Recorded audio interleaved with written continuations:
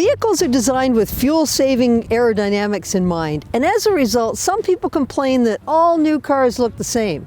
Now, it's up to you whether you believe that, but I'll tell you this, the roads would sure be something to see if every car looked like the 2020 Volvo V60 Cross Country. This thing's a beauty, and it's one of the nicest driving cars I've experienced in a while. But someone who's beautiful can also drive you nuts, and I'm here to tell you all about my love-hate relationship with this wagon. It comes in a single trim line that starts at $48,900, but there are lots of available options and my tester has several of them. And that takes it to just a couple of bucks north of $60,000 before freight and taxes. The Cross Country is basically the V60 station wagon with more ground clearance and some extra cladding, and an off-road mode that includes hill descent control. Volvo has announced that it's only going to put 4-cylinder engines in its vehicles, and so the V60 Cross Country has a 2-liter turbocharged 4-cylinder that makes 250 horsepower and 258 foot-pounds of torque. It's mated to an 8-speed automatic transmission, and as you'd expect from the name, it comes only with all-wheel drive. That beauty on the outside continues into the cabin with an uncluttered design, very supportive seats, and a roomy back seat. If you can't get comfortable in this car, there's something wrong with you. That interior design is livened up with metallic accents, including air vents that are easy to open and direct. You start the engine by twisting a knob, which is pretty cool. And unlike so many premium manufacturers, Volvo has resisted the urge to install one of those ghastly electronic shifters where you push a knob forward for reverse. This one's got a simple and straightforward Prindle lever. But unfortunately, that's where simple and straightforward come to a screeching halt. Most of the car's features are accessed through a system that Volvo calls Sensus.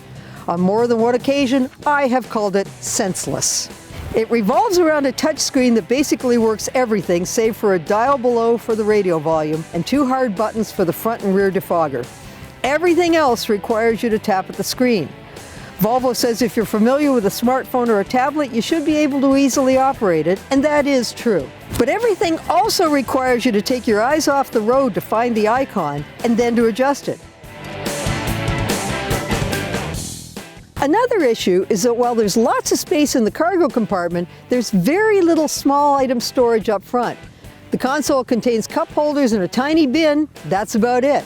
Really, coming from the country that gave us IKEA, you'd think Volvo would put a little more thought into that. Now at the base level, the V60 Cross Country comes with a decent number of features, including dual-zone automatic climate control, panoramic sunroof, driver's side memory, power folding rear headrests, LED headlights, satellite radio, Android Auto and Apple CarPlay, and lane keeping assist and emergency front braking. One thing I do like is that when you sweep far enough into the center screen, you're able to activate or turn off several features depending on your preferences. So you can have your headlights turn with the wheels or stay straight, you can turn the cornering lights on or off, or you can choose between regular or adaptive cruise control. Most people will pick one setting and stick with it, but it's nice to have the choice.